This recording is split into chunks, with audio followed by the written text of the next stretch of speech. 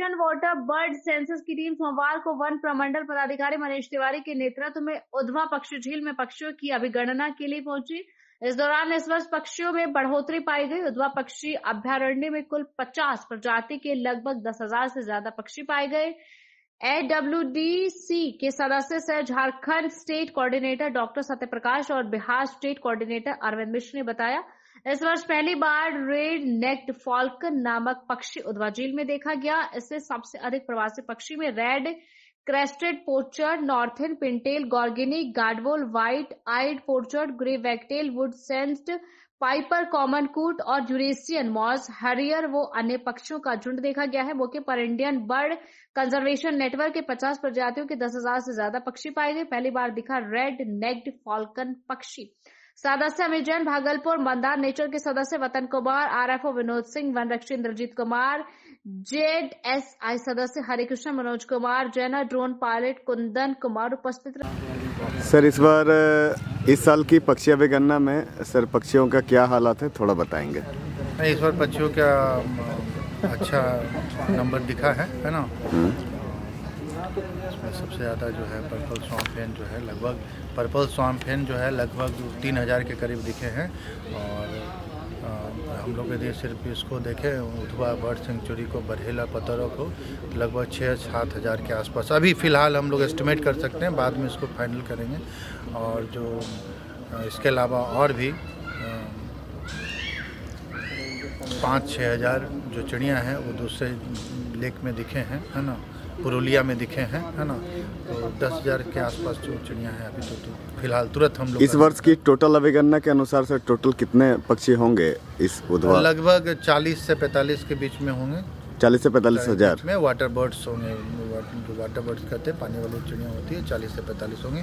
अभी data final करने के बाद क्लियर हो जाएगा। जो कि सबसे इसका अनुकूल समय है, उस समय में करीब 20,000 पक्षी जो हैं इस बार विजिट कर रहे हैं।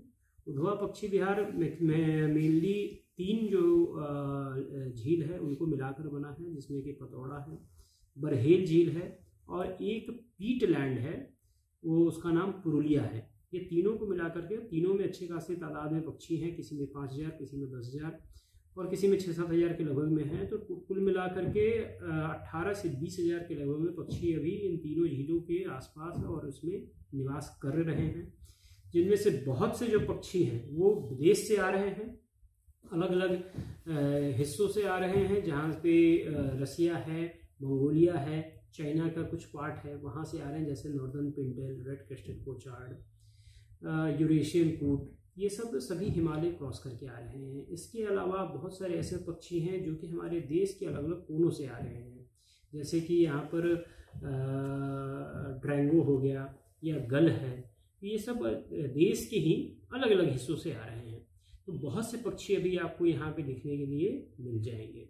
आपकी जो अनुभव है उसको हम और अच्छा करने के लिए यहाँ पर NIC का स्थापना किया गया है, जहाँ पे आपको पता चलेगा कि जो वेटलैंड है, वेटलैंड किसे कहते हैं, इसकी इम्पोर्टेंस क्या है। क्योंकि वेटलैंड में ऐसा नहीं है कि सिर्फ और सिर्फ पक्षियों का निवास हो रहा है।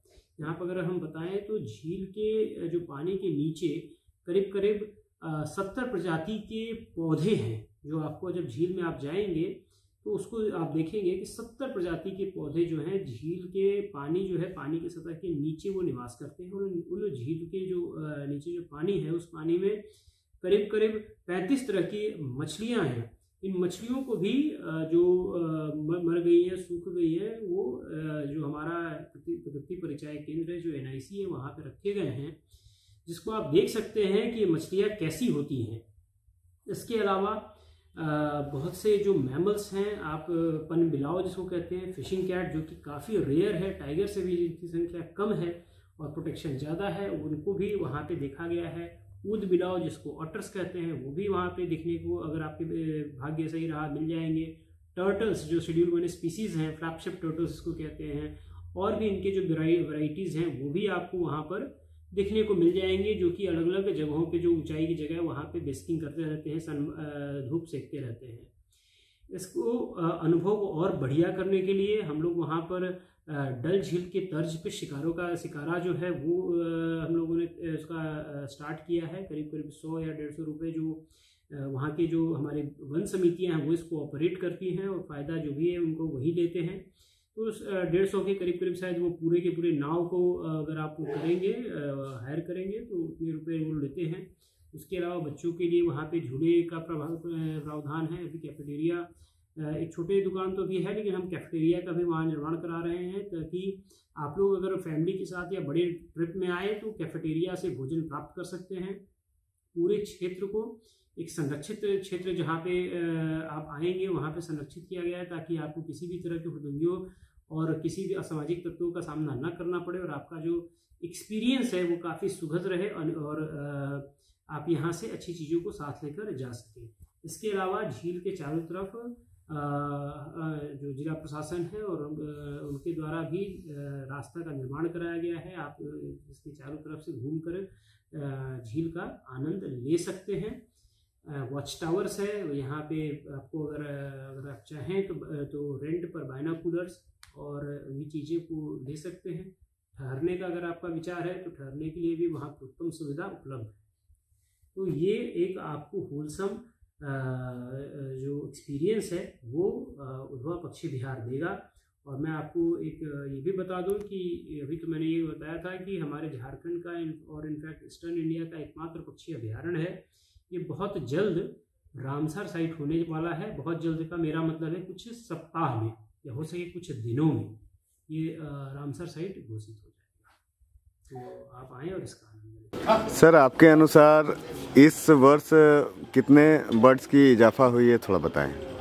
देखिए, इस साल कुछ मौसम चक्र, चूँकि जाड़ा भी देर से आया और लेकिन पानी की मात्रा बहुत अच्छी है पतौरा झील में खासकर, और बरहेल में भी पानी की मात्रा अच्छी है।